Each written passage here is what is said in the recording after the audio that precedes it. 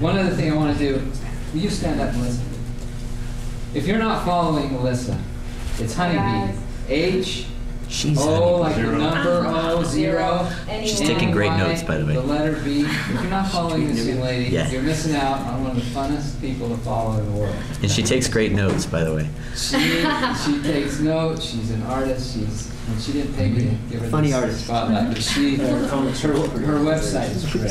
Her blog site. So just wanted to mention. What is it again? Honeybee? H-O, yeah, honey, the letter B, but the O is a 0, not a O. Honeybee. If you do Honeybee, it comes up to this porn star. It's the one with the 0. Yeah. Okay, so we'll just open up to questions. If you need to leave, feel free to leave, and we're okay here for another 20 minutes or so at least, and then thank you all so much for being here. We appreciate it. So you were talking about like having this Twitter blog issue.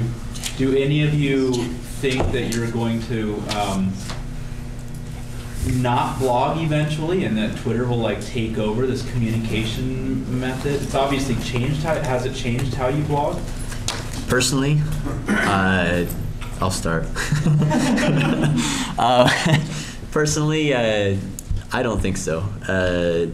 You can't. There's only so many things you can get in 140 characters. I do think that Twitter is changing the way we're finding information to an extent. Through means like Twitter, and there are other services out there, we're now learning about things from the source as they're happening. Things like the Mumbai attacks that were mentioned. I was following a tornado in Plano, Texas. People hunkering down in the bathtubs, twittering, while trying to get away from the tornado, literally.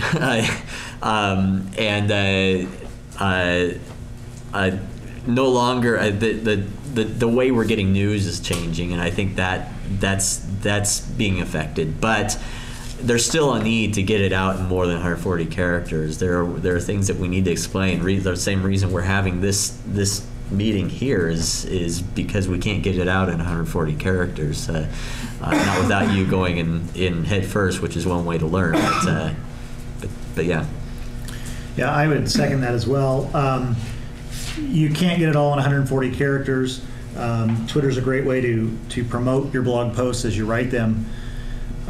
Furthermore, when it comes down to it, there were a lot of blog posts I think written in the early days that were rushed, opinions and things that happened that maybe won't happen in full form in the future, maybe as much, because Twitter's more of an outlet very quickly. You get it off your chest and you're done. And hopefully, I don't know if this will happen, but I hope that blog posts will become maybe a little more valuable, a little bit well thought out. Not that some aren't, some very much so are and have been from the beginning. Mine have not always been so much. So my thought is, if I'm going to take the time to write a post, I'm going to think through it. I'm going to make sure that there's the information and the audience and everything in mind.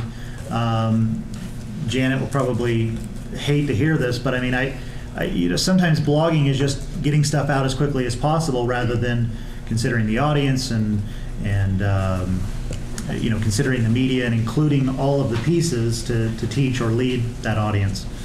So I think there's going to be an extension still with a blog, personally as well. I'm actually blogging more since Twitter, personally. Yeah, I blog less. To me, also, Twitter's opened up the door for more blogging. It gives me more to write about. Like I can search, like Ashbuckle said, I can search for certain things that I want to talk about and get opinions from people that I respect. Exactly. People that, I can ask a specific question about, what do you think about, tags versus categories, and I can get a lot of responses. Then I can form an entire blog post on the responses I got via Twitter. That actually is really valuable to me too, because the people that aren't following you, they're not getting the answer to your question. You ask that question out, and then if you get valuable answers, you don't have anywhere to share. You can't share them in 140 characters. So that's when I take what I learned on Twitter and the answers I got. If they're good quality, then I'm like, this is a blog post, and I write that really quick. But again, I don't have the patience as much to sit down and write I'm just using what people have given me. I hate the blog posts that are just bullet points. They're like the tweets and that's it. But I do like the ones that take information that you get in real time and answers you get and make it into a post. It's interesting.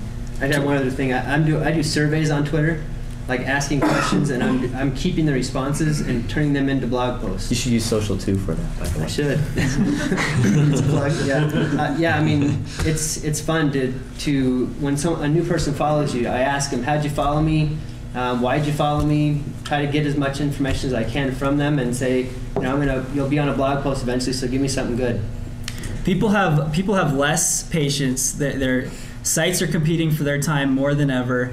Blogs are definitely going to change. I mean, the success of Twitter proves that people want it simple, they want it easy, they want it just tidbits to be able to digest. Blogs will still exist, but I think they're going to be a lot shorter posts. Like, that's just the way it's going to be. I think it's actually contributing to more lengthy posts, more thought out posts, as others are saying. It depends on what type of blog you're talking about, though. I mean, I break a lot of news on some of the blogs I write on, and for me, Twitter's a great tool to throw something out there, just a little hint out there to find out, has this been broken yet? And Twitter provides a unique focus group in that way, and that you can find out from your potential readers what their response is going to be. Are they going to say, "Oh, you're an idiot. This was posted way a long time ago. Everyone knows that," or are they going to say, "Oh, that's interesting," and it's a great way to get to figure out what to write about and what people are going to like. So, is your company Zinch, right? Yep. Are you guys using Twitter to market? We are. Success? Yeah, so we were using, the handle JoJo Zinch because somebody stole Zinch.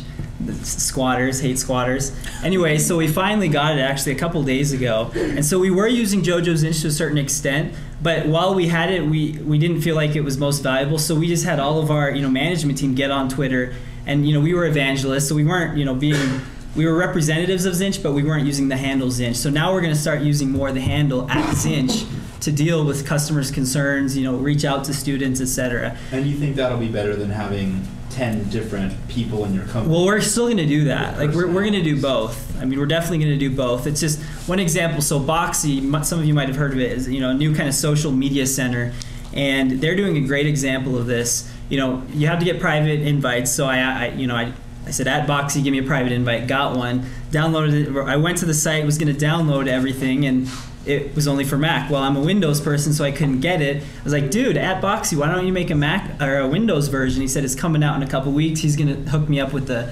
pre-alpha. I mean, so there's, Comcast, Zappos. There's so many great companies out there that is really working well with the customers and finding new customers through it.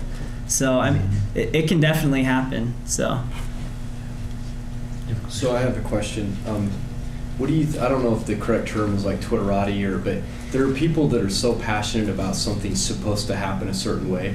I mean, it happened with search. I mean, when Google first introduced, paid search, it was blasphemous, and I mean, different things, and it happened with blogging, and I mean, just your take on where are we with Twitter, right now, and then as somebody, that's looking to get into Twitter or use Twitter, what's your advice on as far as the right and the wrong way to use Twitter as it is today, and then how does that evolve, and kind of how do you reconcile that in your own head with what you do? I'll go first.